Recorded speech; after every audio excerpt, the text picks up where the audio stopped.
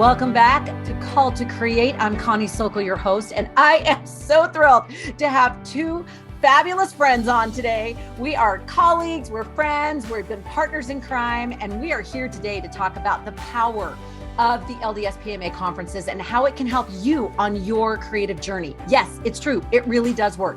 So let's just jump into it. So glad to have with me Jen Brewer and Rachelle Christensen Hepworth. So nice to have you here today, ladies. Thank you so much for having us come here, Connie. Oh, we're excited to be here. We're so excited and we're so blessed to have such stellar people. These guys know what they are doing. So let's jump into their awesomeness right now. Rachelle J Christensen, which is her author name, is the award-winning author of over 20 books. And yes, she has many children as well, people. She is a mother of 5 and an organizer of 75 plus chickens raised annually by her family. She carves out time with her writing in between homeschooling kids and her work as a book mom, as a writing and marketing coach for authors. And she is boss. She graduated cum laude from Utah State University with a degree in psychology and a minor in music, and just finished up being part of a production of Beauty and the Beast. Let's just put that little nod in. Now we have Jen Brewer. Jennifer also is her official name, but she is the nourisher of bodies and souls. And she literally does that with food, with joy, with spiritual. She's amazing. When she's not caring for her 7 children or planning date nights with her husband, you'll find her writing, speaking, or building up forgotten communities around the world through digging gardens, goal setting, and nutrition education. Born and raised in Burley, Idaho, she now claims Minnesota as her home, but has instilled within her children a love of all things potato and misses her Western mountains terribly. You two get along great because you're both in Idaho. Some of her books include The Bench, Stop Dieting and Start Losing Weight for Good. And she also engages in global malnutrition research and has several research publications in various peer-reviewed journals of North and South America. And she is currently working for a humanitarian organization and is incredible in the things that she is moving forward around the world. Feeling intimidated? What? No. Because these women are so down to earth and they're going to share with you how they were able to do this creative journey through some of the things that they learned at these conferences. So let's jump in to the awesomeness of the conferences. Tell me an experience that you had that was maybe a memorable one when you went to a writing conference, particularly maybe LDSPMA or even any writing conference that really did affect you and impact some way your writing or speaking or something of that nature.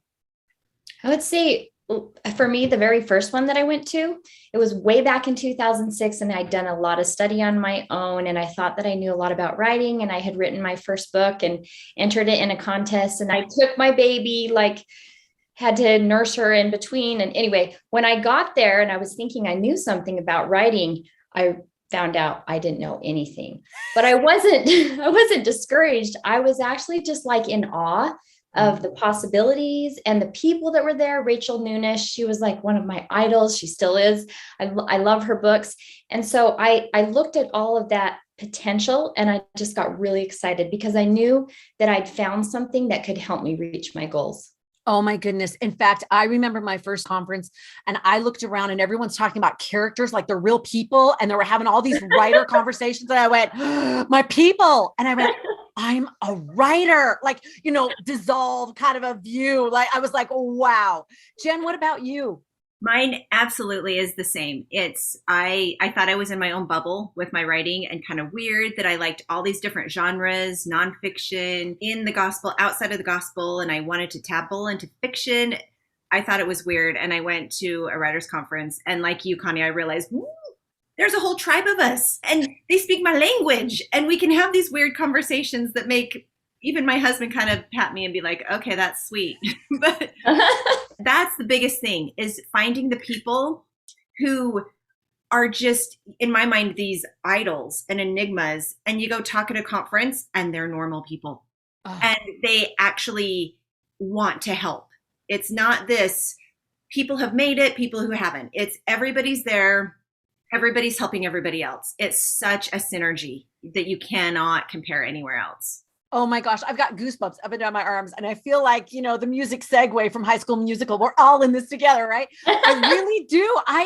That is such a beautiful thing. And I love that you make that point that sometimes we can feel intimidated wherever we are on our journey, and we look at they've made it. And I just don't want to, and we want to be respectful too, because really they do have a lot of people crowding around them all the time. Got it.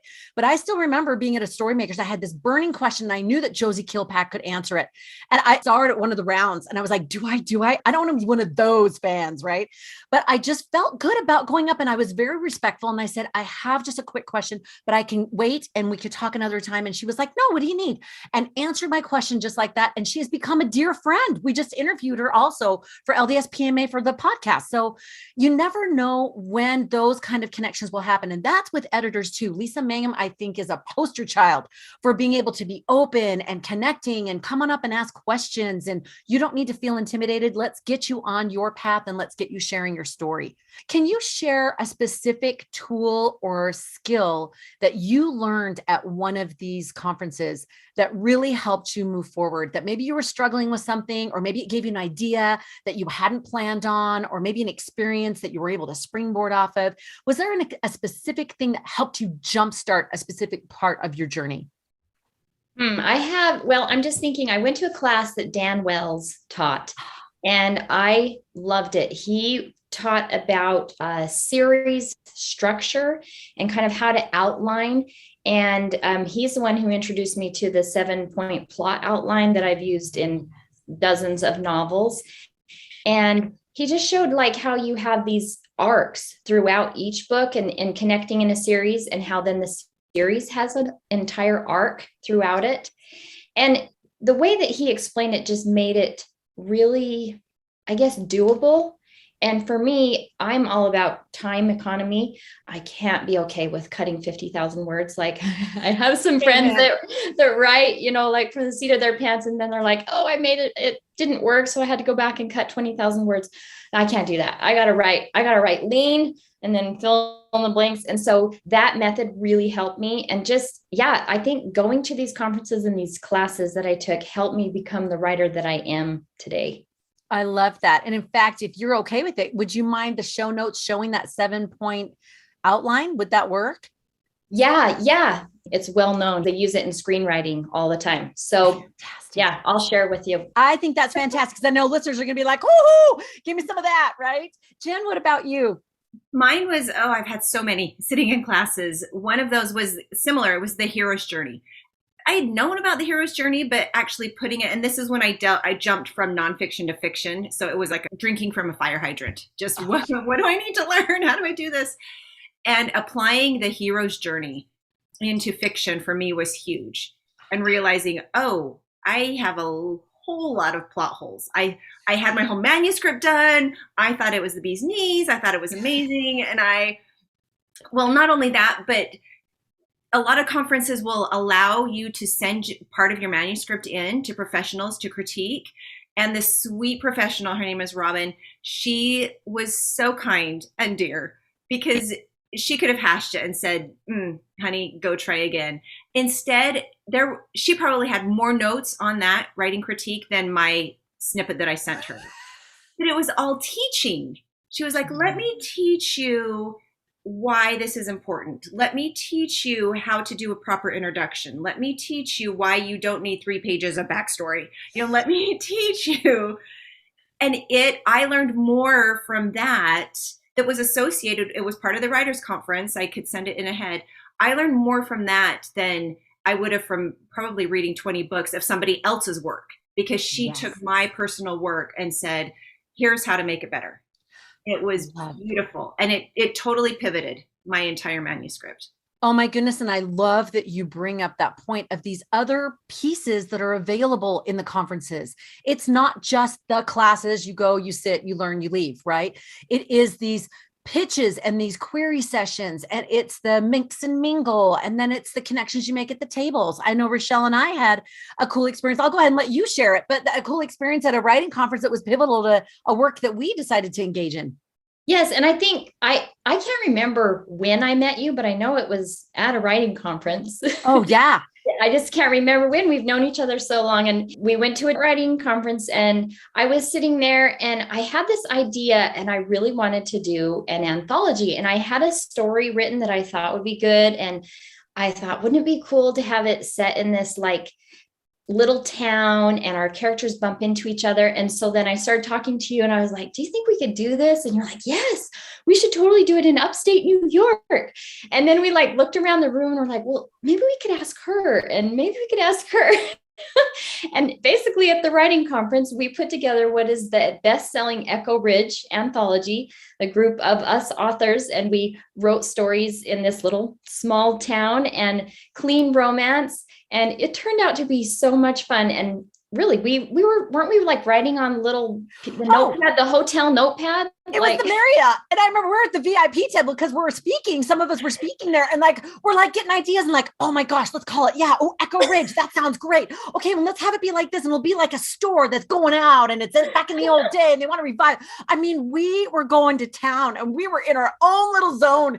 And then 3 different anthology, series later, like, oh my goodness. It was such a joy to work on and to have those other women. We still have a picture of it. Maybe I'll find it for the show notes. I still have that picture of us sitting at the table, all smiley at the beginning of the journey. So it's the connections that you make there that if you will open up, introduce yourself, talk to the person next to you, you'll end up with a partnership or a group, a critique group, or maybe you'll end up with someone that you can just exchange emails and just be inspired by or motivated when we all hit the trough level of the roller coaster ride. When you go down to the down, we all hit that. And a conference provides just what you ladies are saying. It's learning, but then it's connection, and then it's springboarding, and it's this motivational boost of you have a story to tell. So let's get in there and figure out what you need in order to better tell it. I just wanted to jump in second, and I feel like I'm telling on myself because I'm now working with the conference. I love it so much that I'm helping with the quality control of the speakers. And believe me, there is so much that goes into getting the perfect speakers and getting fantastic subjects and really helping in all arenas. Okay, that's the plug. Amazing, amazing sessions. But the conference for me is all about the people I meet outside of the classes and the people that I sit and talk with. I had please don't fire me, people of the conference. But at this last conference, I went and I was sitting with a friend. We kind of knew each other. We started sitting at lunch and talking. We ended up skipping the entire afternoon session because we were just sitting there talking. And she is one of my best friends to this day. We started from that talking every day on the phone and helping each other on our journey, just leapfrogging from that one lunch conversation has taken me personally to a whole new realm. So yes, subject matter, conference, classes, phenomenal. Even more, all of this stuff that you don't get from reading a book or from watching a YouTube. It's that before and after. It's that networking. The pitch sessions, that is really how I've gotten some of my books published, is sitting face to face. You have this connection, and then you can send an email and say, hey, you asked for my manuscript. Boom. Here it is. And that is gold right there. Mm-hmm. That is gold. And I think, like you said, those opportunities are before you. I know I had just been asked to be the LDSPMA host, and I was at that conference and I was shameless. I'm going up to Susan Easton Black and Alex Boy. I'm like, hey, so what are we on? And I just, interviewed Susan, sweet Susan, who was amazing. It was a fabulous podcast. She is hysterical. But all of those opportunities are all just waiting, and it's waiting for you to come there. Now, I do want you to give a little plug for the upcoming one. This may be a little bit evergreen, so just know the next upcoming LDSPMA conference is the one you need to attend. But the one that's upcoming, can you give us any, we're giving you license to give us a little plug on what's coming up and what's ahead. Ooh, I'm so excited. I'm part of the marking track, so I've been getting those classes together. And it ended up being more complicated than I thought because we're working so hard to have it be for all types of creators. So I'm a writer, but I was scheduling classes for all types, artists, musicians, the works. And I have people that are experts in social media. I have this expert, her name's Connie. She's going to speak on speaking. And I have everything from, a publicist to social media expert to someone who's been in publishing for like 30 years. Incredible lineup of people. So fantastic. And the keynote, I heard rumors that is it okay to say who it's possibly going to be? Or are you waiting for a big reveal? Should we wait for the big reveal? We'll wait for the big reveal. Probably wait for a big reveal.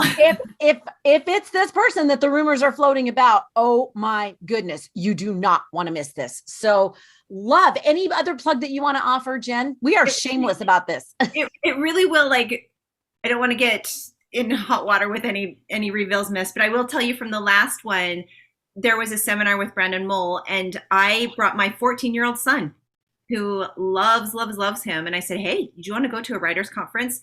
Again, there's really no age discrepancy. You can be a teenager, you can be in the twilight years, and you will find something there for everybody. My son came and loved it.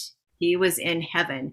And I thought, man, to think if I would have found this 30 years ago, whoa, it's just one that from last time with all of the big guns that we had, if you can go back and look at the program, it's that and more are coming.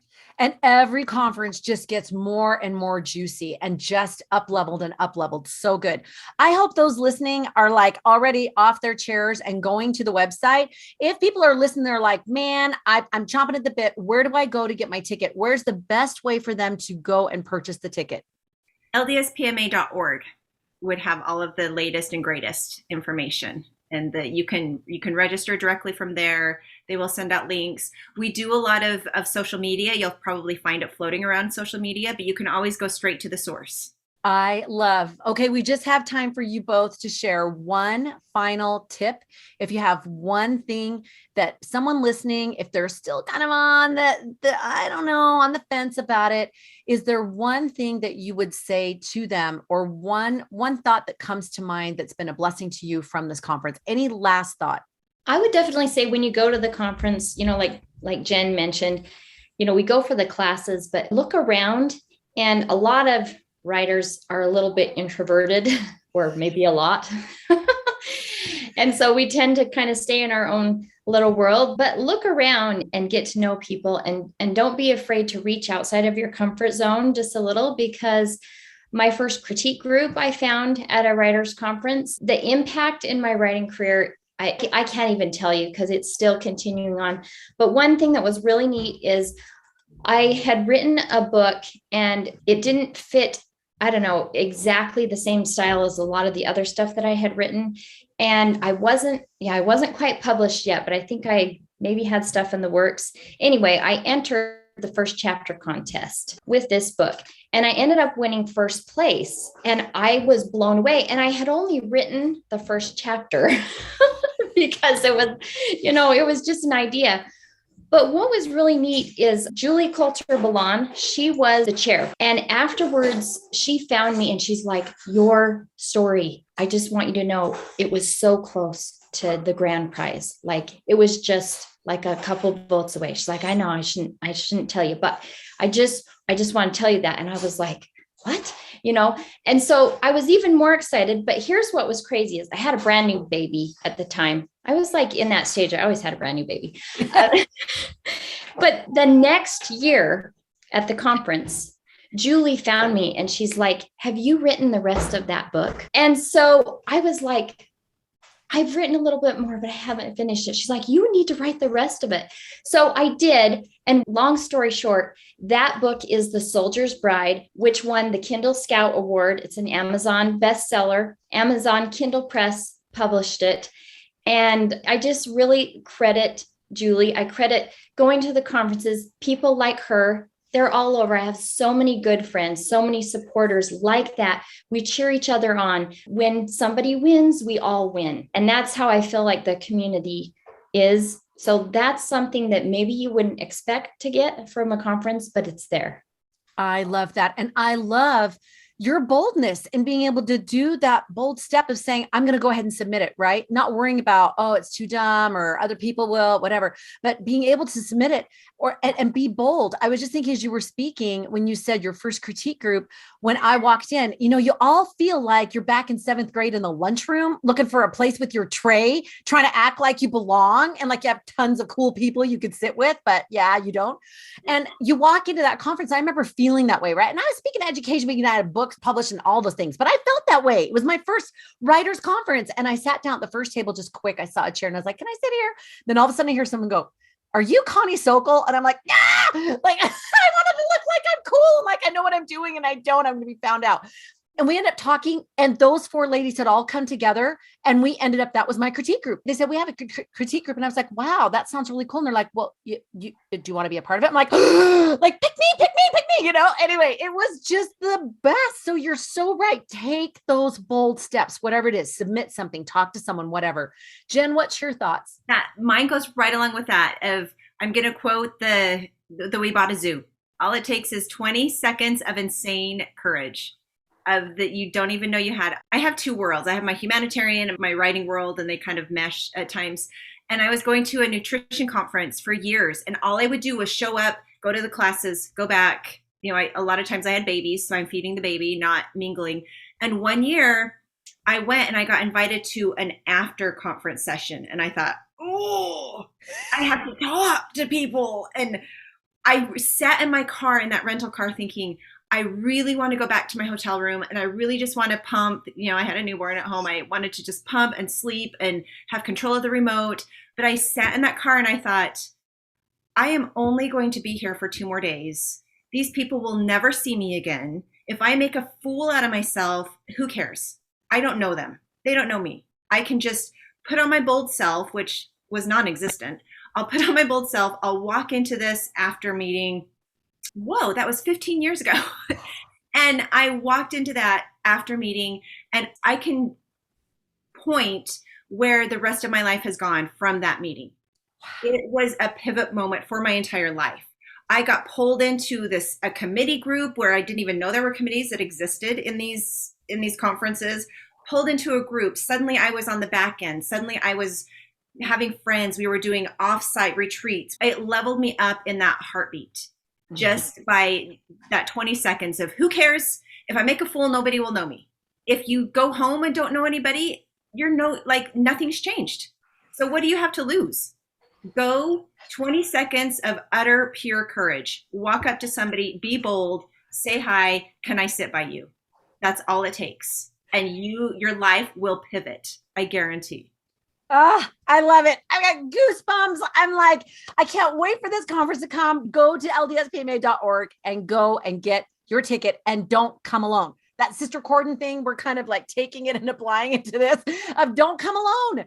Just grab somebody else and say, I know that you love writing. I know that you love doing your music. I know that you love these things. Just come and see, right? Just come and see what happens, and have 20 seconds of insane courage and take your bold step and see what happens. I love that quote that Dan Clark quotes from somebody else. Our stories are ours, but they're not ours to keep. And I think that's so key, that all we need to do, whatever that music is, whatever that artistic expression is, it is ours, but it's not ours to keep. And we have been charged by the divine to be able to learn what we need to learn, to get it out there and take our 5 talents and make it into 10. And this is a beautiful one-stop shop, joyful, delicious way for you to be able to make that happen. Thank you so much, Jen and Rachelle. This has been pure joy. I wish we had a whole nother half an hour and we were in pajamas. We could go to town on all the stories, but totally thrilled to have you here today, ladies. Thank you so much. This has been fun. Thank you so much for having us. You're welcome. And very quickly, just in case you want to get to know more about Jen Brewer and Rachelle Christensen Hepworth, can you let the listeners know where they can reach you both? Yeah, mine is just jenbrewer.com. And my website is RachelleChristensen.com, and I have writing resources and all the news about my books there. Awesome. And that's SEN. Fantastic. And as always, if you love these interviews, we love doing them. You can go below, rate, review, and subscribe. And you can also check out some of the other people we've interviewed: Al Caraway, Lisa Valentine Clark, as I said, Josie Kilpack, all the biggies. They're just amazing and have so much to share to help you on your creative journey. So remember, today, choose one thing you can do so that you can fulfill being called to create.